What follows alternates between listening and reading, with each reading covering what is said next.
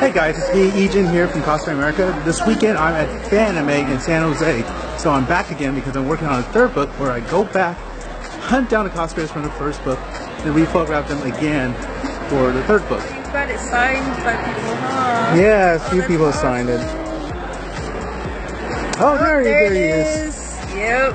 Okay, so what do you remember from back then, from that photo shoot? I felt super awkward in this costume because the place I bought it from, they messed up on it. Oh, you didn't have time to custom, like, read, okay. I had no time to kind of like do any of that, so I tried to fix it as best I could. So this is you back in 2009.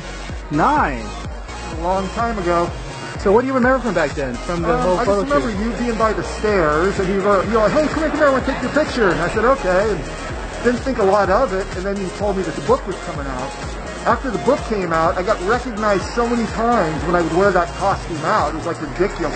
Oh, really? Okay, well, I was actually just like trying to figure out how old I was. I was 15 when I cosplayed this. Yeah. And a friend of mine in high school helped me with the dress. And the only thing I really worked on was like the hat. Really? Which is really cool because like I literally just like cut up a bunch of cardboard paper and glued everything together. So I'm glad that this was the photo that was put in there. So that's like the one thing I really worked on.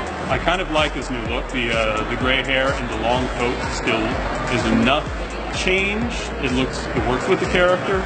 Still looks, you know, kind of elegant in a way with the long coat. And they didn't change him too much to the point where he's unrecognizable.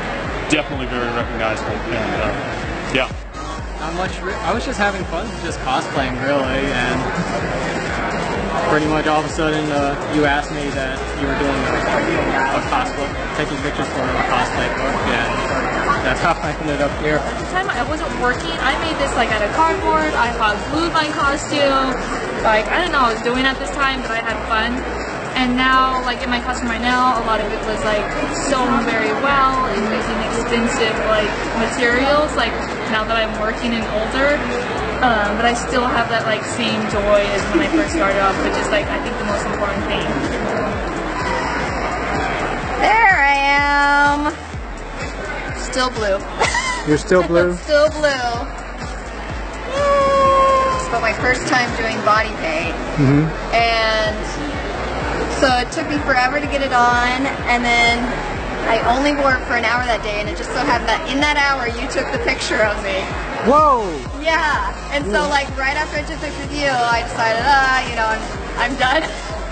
But you have worn that at other cons afterwards. I never wore it again. You never wore it again? I never wore it again. I actually plan to remake it one day to just kind of like, now that I've learned so much and can do it so much better. But yeah, that was always kind of, that's my memory of that costume though, is I've only wore it for an hour, I got my picture taken, and now I'm here.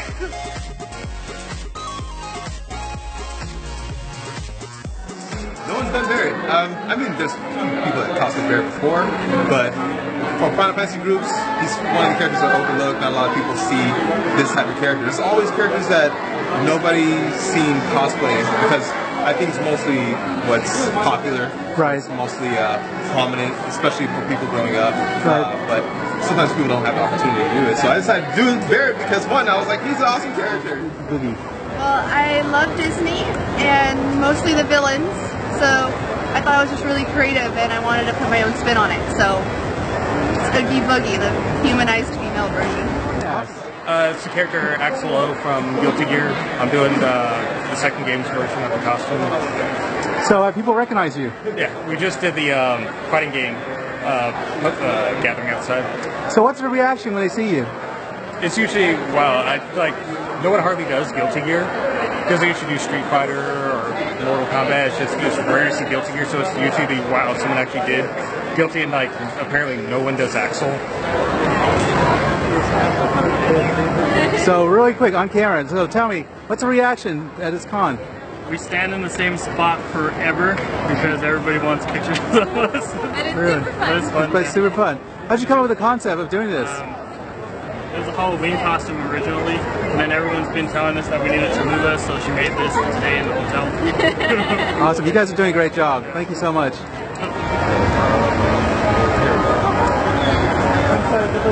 Yeah. Yeah, so you actually got recognized out of costume, which is actually pretty remarkable. In our hometown, without like the convention going on. Oh, yeah. Oh, you were just walking Yeah, around. just walking around. They're like, "Oh, you're Tapatio." Like, yeah. We're at the mall. Oh, that's crazy. The toughest part, just finding a way to connect all the pieces together. And what's more harder than trying to piece it together is trying to get out of it, you know? Because getting out of it is a chore in and of itself. So you The need... jetpack was also kind of a challenge too. Oh yeah, check that out. Nice. What is the best thing about Fanime for you guys? Well, I'd say the panels, meeting celebrities, and just having fun dressing up, and you know. I'd say the community, just like being surrounded in people who have like the same, interests as you. Okay. I'm kind of sick of the whole like princess in peril trope, so I thought, hey, what if Princess Peach could like protect herself? What if she had a suit of armor? I doodled it like a year and a half ago, and I finally made it. So just kind of let it's all come together, you know?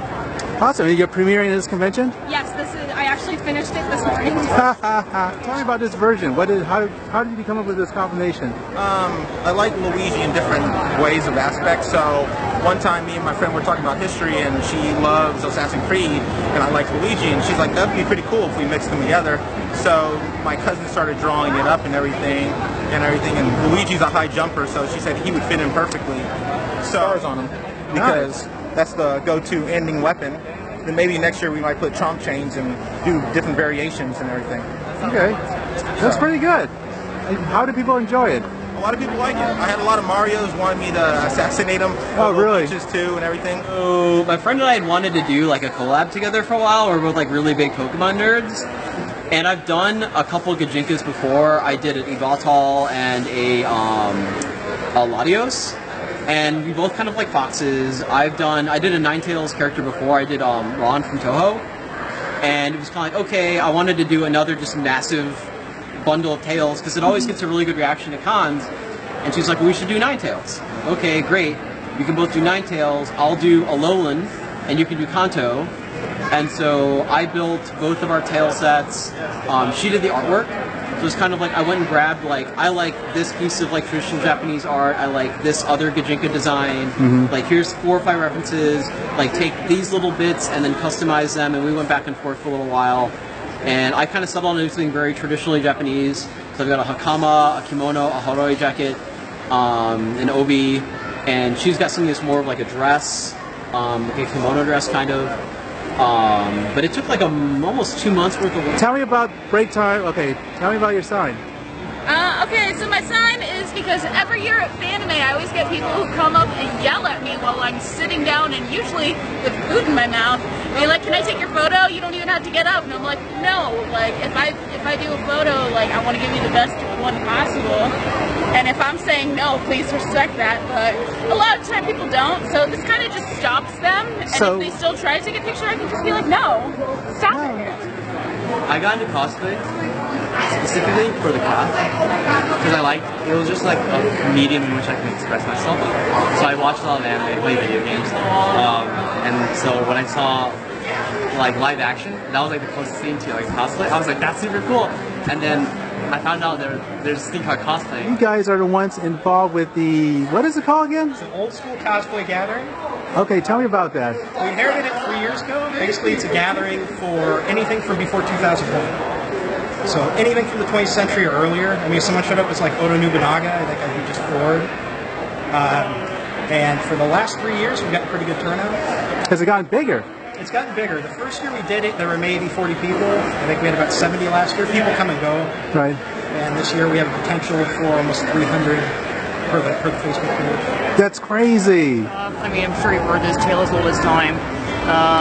People tend to forget, like, oh, it looks so crappy. But I'm like, dude, everyone comes from somewhere.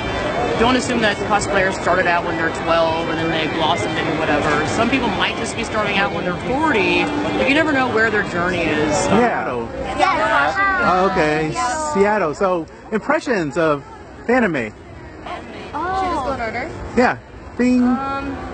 Well, so I'm in the artist alley, so the things that people buy in comparison to Seattle is like totally different. But I noticed a lot of people like Pokemon here. Yeah, but everyone's really nice. Awesome. Bing. It's a really chill convention. Like a lot of the cosplayers are outside, and like a lot of people are here kind of feel like they're here to buy. That kind of reminds me of a Japanese convention. The way that the cosplayers are all kind of gathered in one spot, but yeah, it's a good experience. Good experience. You'll come back, right? Maybe. Maybe. We'll see. We'll check that bank account. What about you? Yeah, I think there's something for everyone. Definitely, like, the SakuraCon cosplay is a part of everything, but even if you don't cosplay, which I was really worried about not cosplaying, because I usually cosplay every day, but this time I only cosplayed yesterday, that's it. So I was like, oh, am I going to still have fun?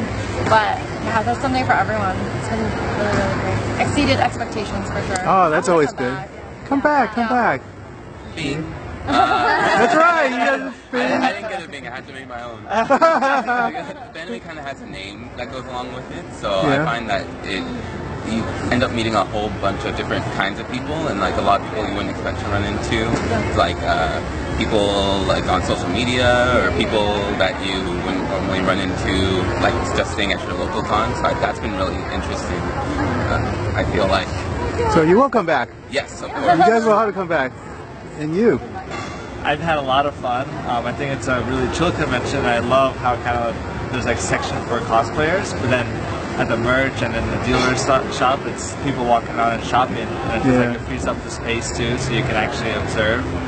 And I mean, I definitely want to come back, and just in terms of variety and merch and artwork, it's actually a lot more than what we've seen at the other convention. Really? Sure. Yeah.